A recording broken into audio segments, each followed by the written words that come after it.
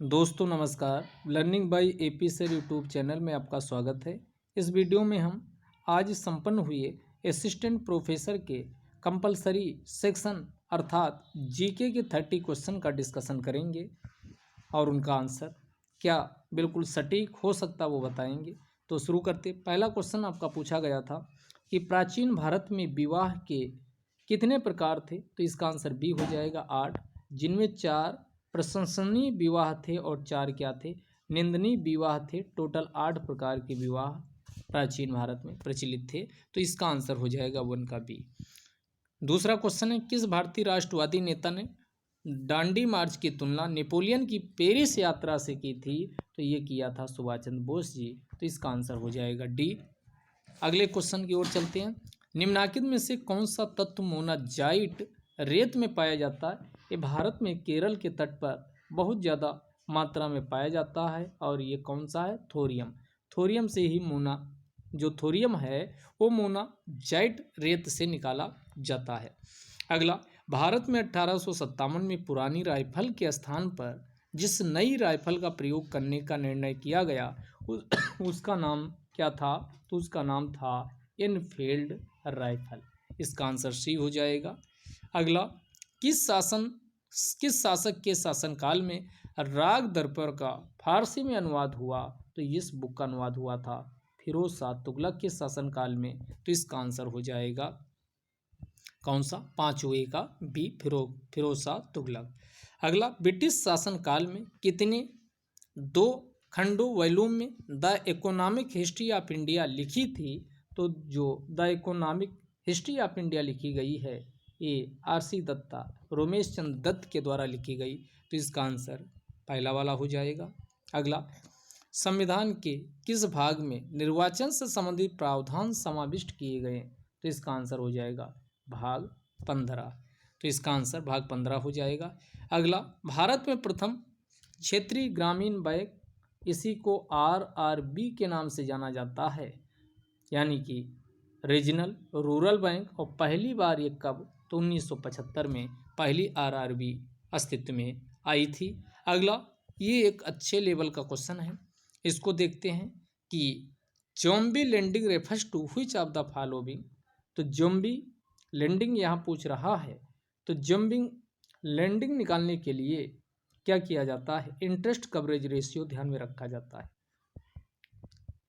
तो इसका interest coverage ratio ICR के नाम से जाना जाता है और आईसीआर बराबर होता है, आईसीआर का फार्मूला ध्यान दीजिएगा, नीचे होता है यहाँ इंटरेस्ट है तो आपकी इनकम आय आपकी कितनी है बटा ब्याज भुगतान। ब्याज भुगतान मान लेते हैं आपकी आय 20,000 रुपये है और ब्याज भुगतान आप कितना कर रहे हैं, 20,000 रुपये ब्याज भुगतान ही कर रहे हैं। तब आप इसको काटोगे तो आपका इंटरेस्ट कवरेज रेशियो 1 आएगा। दूसरा, मान लेते हैं कि आपकी आय 20,000 रुपये है लेकिन ब्याज भुगतान आपने कितना किया, 40,000 रुपये कर दिया। तो एक काटोगे तो ये 40,000 किया है तो 4×5 20 यानी 0.5 आ जाएगा। अगर इंटरेस्ट कवरेज रेशियो 1 से, देखो ये 1 से कम आ रहा, अगर 1 से कम आ जाता है तो उसी को क्या कहा जाता, ज़ॉम्बी लैंडिंग के नाम से जाना जाता है। अब आपका ये इसका आंसर मिल गया होगा। पहला ऑप्शन था कि असमर्थता के करीब पहुँचे उधारकर्ता को नया उधार देना, जी नहीं। दूसरा था 1 से कम ब्याज आवृत्ति अनुपात वाले उधारकर्ता को नया उधार देना, a new loan to borrower having interest coverage ratio less than 1। ये बिल्कुल आंसर क्या है, सही है। तो इस वाले क्वेश्चन का आंसर बी बिल्कुल सही हो जाएगा।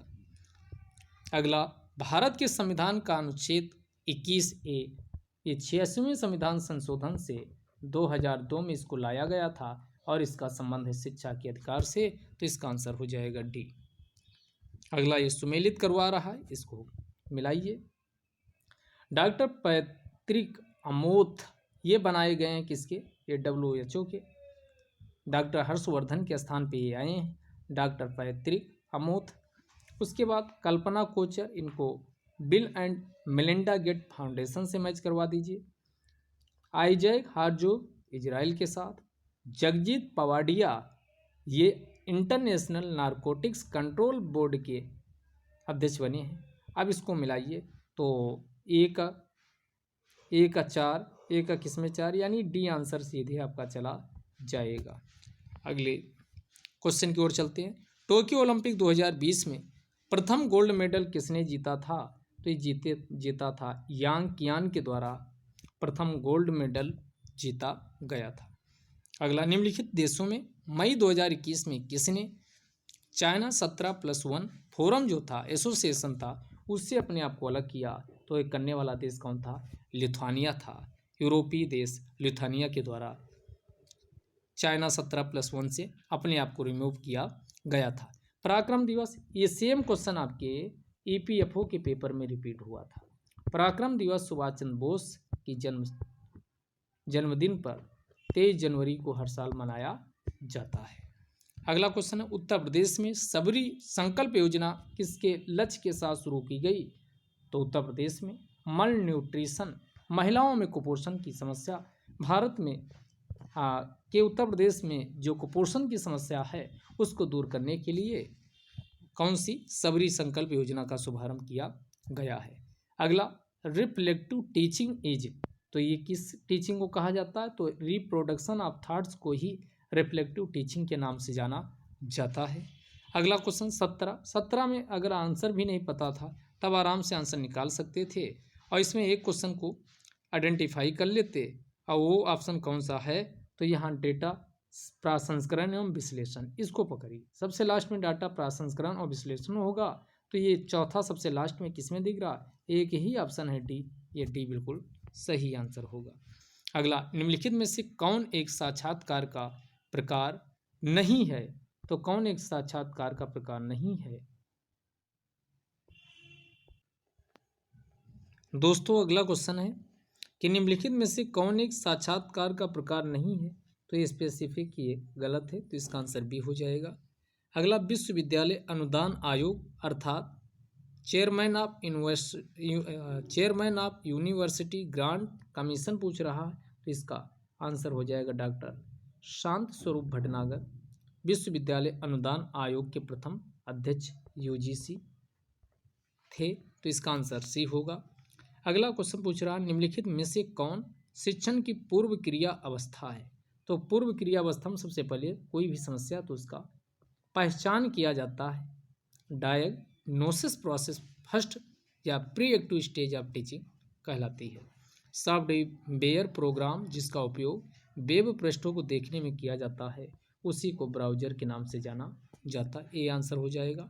कंप्यूटर के संदर्भ में GPU का अर्थ क्या होता है? तो इसका अर्थ ग्राफिक्स प्रोसेसिंग यूनिट अर्थात डी इसका आंसर होगा। एक वेब पेज पृष्ठ को निम्नलिखित में से किसके द्वारा अभिकल्पित किया जा सकता है, डिजाइन किया जा सकता है?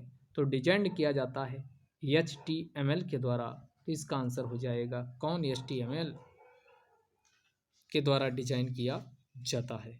अगला क्वेश्चन है, इंटरनेट संचार में कुकी का प्रयोग किसके संदर्भ में किया जाता है? तो इसका पहला आंसर हो जाएगा पूरे सत्र के लिए सर्वर की ओर से ऑथेंटिकेशन इंफॉर्मेशन कलेक्ट करने के लिए इसका प्रयोग किया जाता है। निम्नलिखित में से कौन सा एक पुरस्कार कंप्यूटर साइंस के क्षेत्र में उल्लेखनीय योगदान के लिए दिया जाता है? ट्यूरिंग जो पुरस्कार है वो कंप्यूटर क्षेत्र में उल्लेखनीय योगदान के लिए दिया जाता है। अगला क्वेश्चन पूछ रहा है कि पारिस्थितिकी तंत्र का जैविक और अजैविक 2 घटक होते हैं, तो इसमें जो अजैविक घटक पूछा है तो इसका आंसर ह्यूमस हो जाएगा। अगला क्वेश्चन पूछा है, निम्नलिखित में से इको मार्ग से संबंधित क्या है? ये BIS के द्वारा दिया जाता, बिल्कुल बात सही है। पर्यावरण के अनुकूल दिया गया उत्पाद, ये भी सही, लेकिन यह योजना 2000 में प्रारंभ की गई, ये तीसरा स्टेटमेंट गलत है, तो यहाँ पर आंसर केवल 1 और 2 जाएगा क्योंकि इस योजना का शुभारंभ 1991 से हुआ था। अगला, 1972 में मानव पर्यावरण पर आयोजित स्टॉकहोम कॉन्फ्रेंस में कितने सिद्धांतों का सूत्रीकरण किया गया? तो ये थे 26 सिद्धांत, 26, इसका आंसर डी होगा। ग्रीन हाउस इफेक्ट मुख्य रूप से किसके कारण उत्पन्न होती है? तो ये होती CO2 कार्बन डाइऑक्साइड अर्थात CO2 इसका आंसर हो जाएगा। अगला, पृथ्वी तल के नीचे पिघली चट्टान को ही मैग्मा के नाम से जाना जाता है। जब ये मैग्मा पृथ्वी की सतह पर आ जाता है और एक गलित अवस्था में जब सतह पे आता है तो इसी को लावा के नाम से जाना जाता है। तो ये रहा आपका 30 क्वेश्चन का डिस्कशन। अगले वीडियो में फिर मिलेंगे, तब तक के लिए जय हिंद, जय भारत।